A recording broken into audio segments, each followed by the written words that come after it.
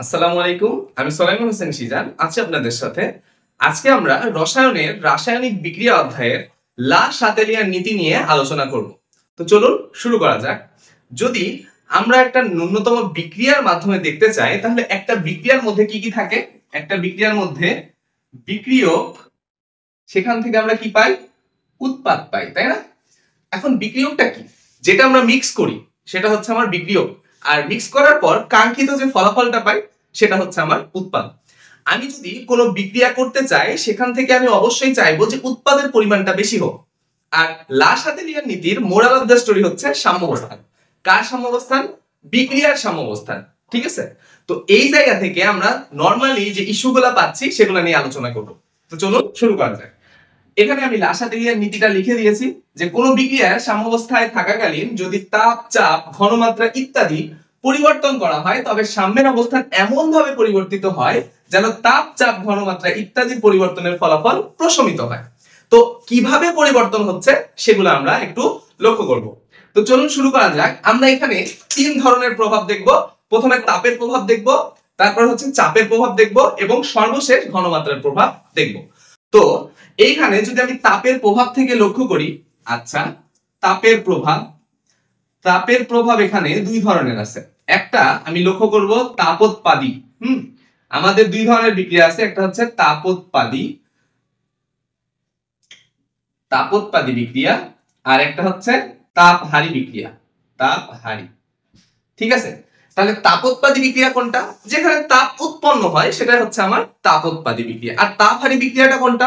যেখানে আমার তাপের হ্রাস ঘটে, ঠিক আছে, সেটা হচ্ছে আমার তাপহারী বিক্রিয়া। এখন আমি তাপোৎপাদী বিক্রিয়া কোনটা আর তাপহারী বিক্রিয়া কোনটা, এইটা চিনবো কিভাবে? সবসময় মনে রাখবে এভাবে যে ডেল এইচ এর মান দিয়ে আমি এটা চিনবো।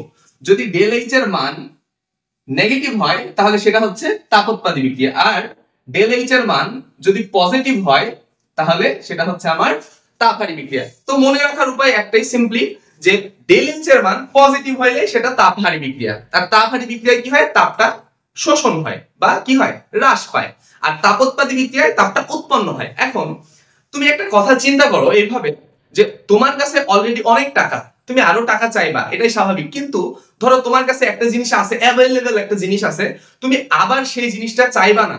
মানে তোমার কাছে অলরেডি তাপ উৎপন্ন হচ্ছে, তুমি আবার চাইবা না যে তোমার কাছে আরো কেউ তাপ দিক। তার মানে যেখানে তাপের প্রয়োজন সেখানে আর তাপ না দিয়ে, সেখানে হচ্ছে তাপ, যেখানে তাপের প্রয়োজন নেই সেখানে আমি তাপ দিচ্ছি। বিষয়টা এমন হয়ে গেছে। তো যেখানে তাপের প্রয়োজন সেখানে আমরা তাপ দিব, আর যেখানে তাপের প্রয়োজন নেই সেখানে আমরা তাপ দিব না। তাহলে আমাদের বিক্রিয়ার সাম্যাবস্থান বাম থেকে ডান দিকে যাবে। আমরা সব সময় কি করব? বিক্রিয়ার সাম্যাবস্থান যেন বাম থেকে ডান দিকে যায়, এটাই আমরা লক্ষ্য করব। ঠিক আছে? কেন? কারণ যেহেতু বিক্রিয়ার সাম্যাবস্থান বাম থেকে ডান দিকে যাওয়ার অর্থ কি? আমার বিক্রিয়কের পরিমাণের থেকে উৎপাদের পরিমাণটা বেশি হয়েছে। এটা হচ্ছে আমার কাঙ্ক্ষিত ফলাফল। আমার সর্বশেষ যে কথা সেটা হচ্ছে আমার উৎপাদের পরিমাণটা বাড়াইতে হবে। যে করে হোক আমার উৎপাদের পরিমাণটা বাড়াইতে হবে। তো এই জায়গায় দেখো দুইটা বিক্রিয়া, একটা হচ্ছে তাপোৎপাদী বিক্রিয়া আর একটা হচ্ছে তাপহারী বিক্রিয়া। তাহলে তাপহারী বিক্রিয়ার এই জায়গায় আমার তাপের কি প্রয়োজন? তাপ হারাই গেছে, তার মানে এই জায়গায় তাপের প্রয়োজন। আর তাপোৎপাদী বিক্রিয়ায় তাপ উৎপন্ন হচ্ছে অলরেডি, এখানে তাপের কোনো প্রয়োজন নাই। তাহলে এই জায়গা থেকে আমি তাপের পরিমাণটা কি করব? কমাই দিব। আর এই জায়গা থেকে আমি তাপের পরিমাণটা কি করব? বাড়াই দিব। তাহলে তুমি যদি একটু লক্ষ্য করো তাহলে আমরা দেখতে পাবো যে তাপোৎপাদী বিক্রিয়ায় আমরা কি করব? তাপ কমাবো। ঠিক আছে? তাপ কমাবো। আর তাপহারী বিক্রিয়ায় কি করব? তাপ বাড়াবো। ঠিক আছে?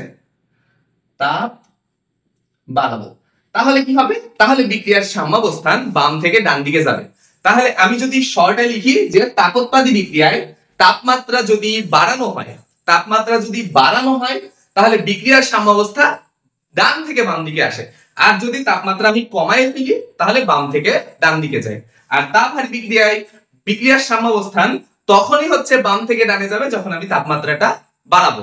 আর যখন তাপমাত্রাটা কমাবো তখন ডান থেকে বাম দিকে আসবে, যেটা আমার দরকার নাই। ঠিক আছে? আশা করছি তাপমাত্রার ক্ষেত্রে বিষয়টা একদম তোমাদের ক্লিয়ার। এবার আমরা চাপ নিয়ে আলোচনা করব। ঠিক আছে? দেখো এবার আমরা চাপের প্রভাবটা দেখব। ওকে, দেখো চাপের প্রভাব। ঠিক আছে?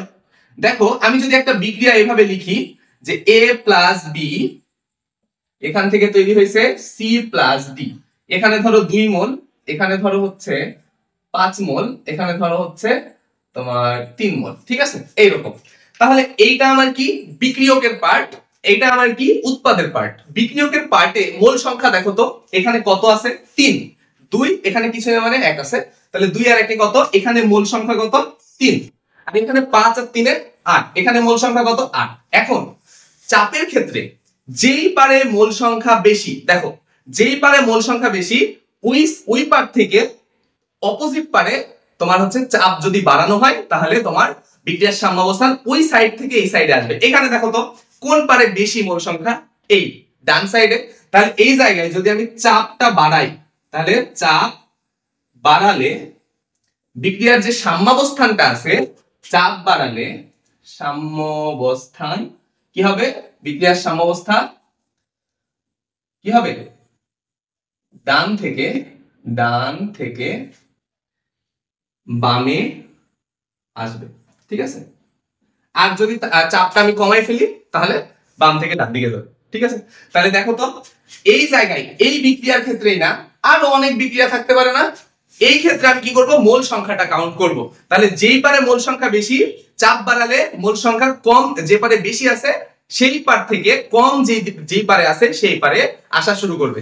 তো এখানে বিক্রিয়কের ক্ষেত্রেও হইতে পারে, উৎপাদের ক্ষেত্রেও হইতে পারে, যেই পারে বেশি হবে সেই পার থেকে অপোজিট পারে আসা শুরু করবে যদি আমি চাপ বাড়াই। তাহলে আশা করছি বুঝতে পারছো যে সাম্যাবস্থার পরিবর্তন চাপের ক্ষেত্রে বেশি থেকে কম দিকে ছড়িয়ে পড়বে, বুঝা গেছে? আশা করছি ক্লিয়ার। এবার আসো আমরা ঘনমাত্রার প্রভাবটা দেখব, ঠিক আছে। দেখো ঘনমাত্রার প্রভাব, ঘনমাত্রার প্রভাবটা কেমন, যদি আমি ঘনমাত্রা বাড়াই তাহলে সেটা ডান থেকে বাম দিকে যাবে, আর ঘনমাত্রা কমালে বাম থেকে ডান দিকে আসবে। তাহলে ঘনমাত্রা যদি আমি বৃদ্ধি করি তাহলে কি হবে, সাম্যাবস্থা কি করবে, ডান থেকে বাম দিকে যাবে, ঠিক আছে। আর ঘনমাত্রা যদি কমাই ফেলি, ঘনমাত্রা যদি কমাই ফেলি তাহলে কি হবে, সাম্যাবস্থা বাম থেকে ডান দিকে ছড়িয়ে পড়বে, ঠিক আছে। মানে বাম থেকে ডান দিকে ছড়িয়ে পড়বে বা চলে যাবে, ঠিক আছে, একই কথা। এই হচ্ছে তোমার বিষয়বস্তু। তো লাসাতেলিয়ার নীতি অনুযায়ী তোমার তাপ, চাপ এবং ঘনমাত্রা এইভাবে সাম্যাবস্থার পরিবর্তন করে।